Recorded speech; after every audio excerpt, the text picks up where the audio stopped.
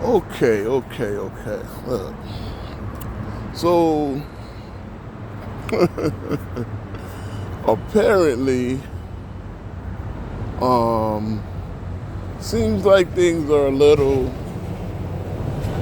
in doubt over in Los Angeles, over in LA when it comes to the Lakers and what they are and where they're going. You know,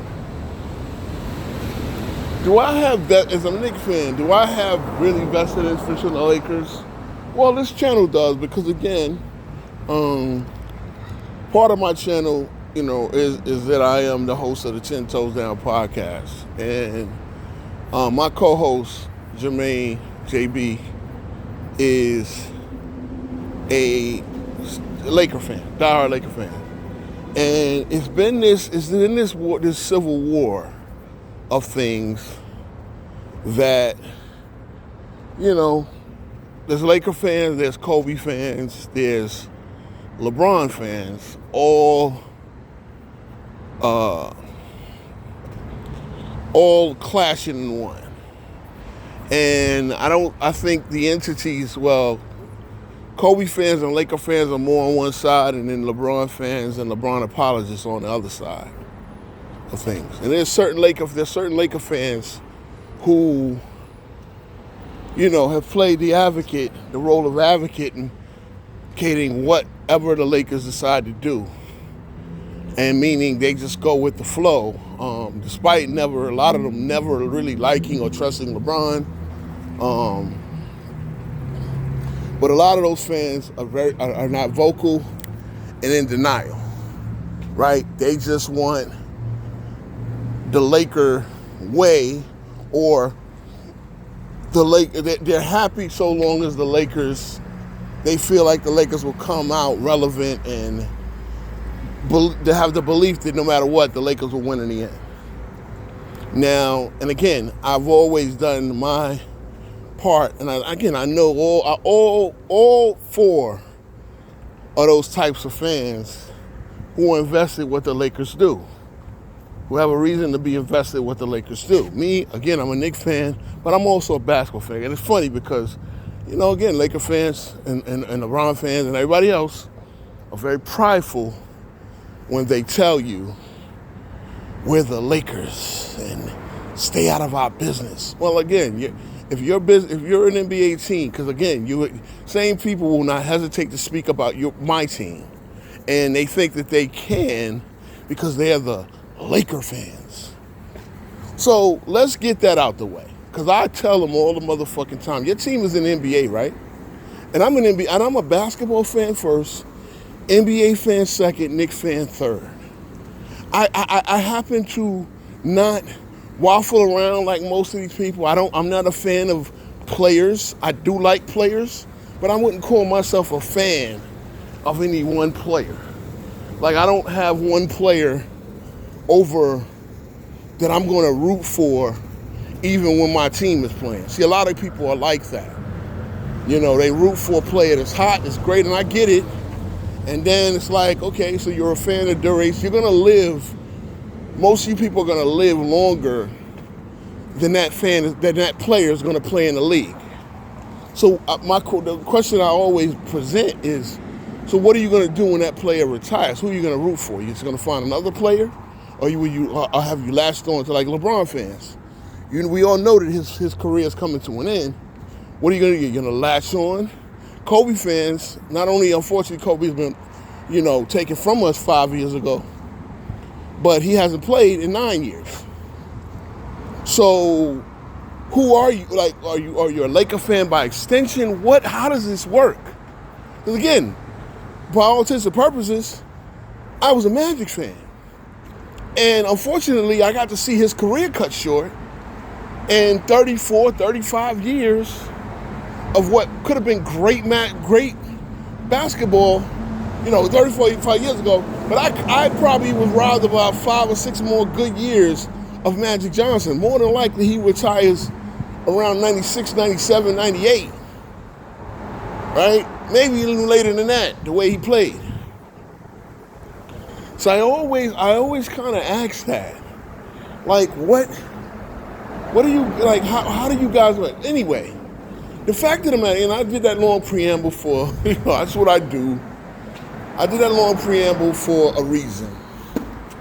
Because right now, it seems that the whole LeBron James scenario has come to a crossroad.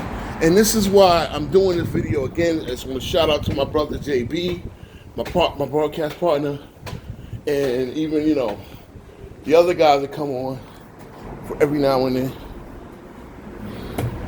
The situation has now come to a head, and many of the things that we have said for a long, long time are now coming true. We predicted these things.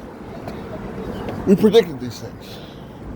known all along, we've known for quite a while, that LeBron and the Lakers have not really been on the same page as far as winning. And again, it's a lot is coming out, especially from just the other content creators, about the Lakers sort of pimping LeBron and his son for the last year or so for the publicity. Not really worried about the winning and just, pimping him for the publicity, pimping him for the popularity in jersey sales. And it's not been about winning. But see, here's the thing. You zesty content creators who are trying to excuse Mr. James, not on my watch. Not on my watch. I'm going to call you out. I don't care how many people sub to me. I'm going to call you out. And I'm going to call you out big time. Because here's the deal. You sit here now, and this is the king of LeBron. This is the key piece of the way LeBron continues to do his business. It's the way his fans do their business, their bidding. They are the king of throwing stones and hiding your hands. Or they're the kings of doing shit and then acting like they're the damsel in the wood. Like, the fact that you guys are trying to act like LeBron has not understood what is going along the whole time. See, here's the problem. I went on that long preamble about fans and everything else because the situation remains that everybody was in denial while guys like me and JB, and again, we weren't on YouTube at the time, but we've been talking about this and predicting this all the time, that it hasn't been about winning. And the fact of the matter is, LeBron has been going the super team route. He has been doing everything he can to try to get a super team. He has been making personnel moves based on getting 3 superstars, 3 max level players. And what we have always predicted and noticed and everything else is that that's not the way of winning anymore. And so while these moves like trading for Westbrook, grabbing old declining vets to fill out rosters, getting 1-year mercenaries, pretty much changing 60% to 70% of the roster every single season has not worked, because there's not enough continuity, nor can those teams actually compete. Now, see, what has saved the Lakers, is too, the bubble, where, again, that team being an old, wearing down, washed up team itself, were able to get the 4 months off, heal up their wounds, and get, pretty much get a chance to win and dominate a bubble where other teams were pretty much disinterested. Again, this is why Giannis in 21, Steph in 22, Joker in 23. No one else, 24 with the Celtics, no other team and no other talking heads has ever, they don't defend their championships the way the Lakers feel the need to. And again, I get it. Their championship gets attacked because we all know it's not like the rest. We all know it's the bubble chip. It's going to always be known as the bubble chip. It's going to be always known as the one championship held in a single location, where the entire playoffs were held in a single location. Okay? So the entire playoffs were held in a single location. No travel, no crowds. Again, it was a one tough situation. It wasn't tough, but you're getting players that were used to going and coming as they please. You were used to, it just wasn't. It didn't sit right with a lot of people. A lot of people, not a lot of players, but players did opt out. They said, "No, my freedom. I understand it's a pandemic out here, but my willingness to come and go was more important than the salary that I would take." Players worked, their contracts were honored and everything else. It's like, well, yeah, my contract will be honored. The whole thing of the playoff share, it's not worth it. So a lot of teams got disinterested. You would never have this in a regular playoffs. And again, the Lakers persevered. They won that tournament. The fact of the matter is, see, every other championship that year, no one looks at the Dodgers as like that was a real champion. I get they played a very short season, but they played a full playoffs. They played it in arenas. Same thing with football. They played with less in the capacity arenas, but they played it in the stadiums. It just wasn't. Every championship in other sports from that season was not viewed with the same lens. I'm not even sure if the hockey did a bubble. I think they did. Again, no one talks about those. We only talk about that with the Lakers because guess what? It was full of LeBron. And mind you, Vogel, Dwight Howard, JaVale McGee, even Anthony Davis, no one looks at them as legit champions. If Anthony Davis finishes his career never winning another championship, unfortunately, people are going to look at the one championship he won as a bubble championship, and you did it with LeBron. I had to sit there and defend Mike Brown's coaching record today, right? Again, I called Mike Brown a good coach. I didn't call him a savant. I just called him a good coach. I named his resume. I said that he manages to find his way into good organizations. He might not be the top guy. This might be his best chance to win a championship, and he might have a championship roster. That remains to be seen. We know. Look, at the end of the day, the Knicks coach hired the best coach available, they felt. And he might be the best coach with the best resume available. There's no Pat Riley's out there. There's no Greg Popovich's out there. He's a Popovich disciple. He might be Popovich Jr., a diminished version of it. Regardless of the fact, he had a lot of success coaching LeBron James. And this is the thing. Nobody who accomplishes big thing with LeBron ever gets any credit. So at the end of the day, because this is the LeBron championship, LeBron and his SC fans feel the need to defend it. Now here we go. Here's the issue. Here's the problem. After that, I can understand if you win a championship and then you don't. The next season you get knocked out in the first round again. And AD gets hurt. They were up 2-1 when AD got hurt. They lost. Who's the most valuable player of that Lakers team? Mind you, it's not the Lakers team. It wasn't the Lakers team that won a championship, but it was still a Lakers team that was thought to be, because they were heavy favored as a 7 going against a 2. They were thought to be front runners to win the West that year. They lose AD, one player. Again, they got Andre Drummond off the buyout market. Oh, he's not good. Marquise Morris, oh, I mean, he's not good. What are we doing here?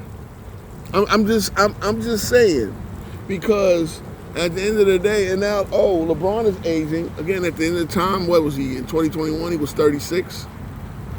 Okay, he's aging. I'll take that. They got blown off. One guy swayed the whole situation the other way. So again, remember, we don't give AD credit for the championship. We don't give credit because this is the next thing in 2023, because 2022 was an out and out disaster. Again, they gave up draft picks. And going in and coming out for Russell Westbrook. Now again, it was so easy. Russell Westbrook, if anybody knows, Russell Westbrook is one of my favorite players in the league. He's a player that I'm fully aware of his both strengths and weaknesses, pros and cons. I don't cap over the cons you get from having Russell Westbrook on your team. I don't cap. That's one thing I don't do. I know Russell Westbrook is turnover prone. I know he's prone to bad shots, but I also know he's one of the better playmakers we've ever seen. He hustles. He plays almost every game he can possibly play, and everything that happened that season, I predicted it. Now, I thought they would be a lower seed. I didn't think that they would not make I thought that they would either be a ninth, a sixth. I thought they would be a 7, 8, 9, or 10 seed. I did not think that they would not even make the play-in that year, and they did it. LeBron got injured, AD got injured. Oh, whoop-de-damn-do. I knew that would happen because you had no centers. You had him playing at center. You had LeBron pretty much, he played 51 games that year. Again, he played 51 games. Westbrook played 70-some games. So Westbrook at least was there to try to keep that team afloat, competitive. They were thin, they were old, they didn't shoot the ball well, they were slow. They didn't have enough athletic wings. That has been the theme of the Lakers for the longest. And when they traded AD for Luka Doncic, they pretty much put a hole in their roster. Funny, the hole that they believe that long-time flameout, draft for number 1 pick disappointment. See, again, DeAndre Ayton is talented, but DeAndre Ayton is a flameout. DeAndre Ayton is viewed as a quitter. He's viewed as lazy. And the idea that him and Luka and him and Bron are going to all of a sudden make magic is what the situation is. But they're already painting a narrative, knowing that this team still has its flaws, knowing that DeAndre Ayton, while definitely a better option than Jackson Hayes and having Rui Hachimura start at center, ain't the answer. He's going to be the Andre Drummond 2.0 when it comes down to solving the Lakers' woes at center. Again, one thing that, me and JB talked about is all of the young players and talent that the Lakers traded. And again, you get stupid, zesty fans like Laker fans, and well, Julius Randle, what has he done? Well, he just busted the Lakers up in the playoffs.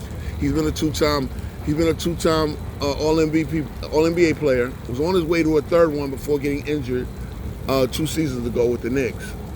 And he's been a 3-time All-Star.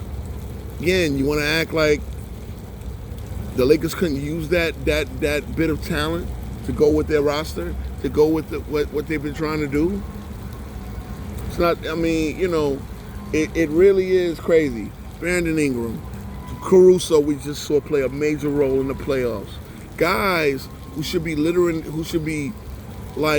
let's just say they kept 4 or 5 of them and made them system guys. Gave them the contracts they would do, had everything on it.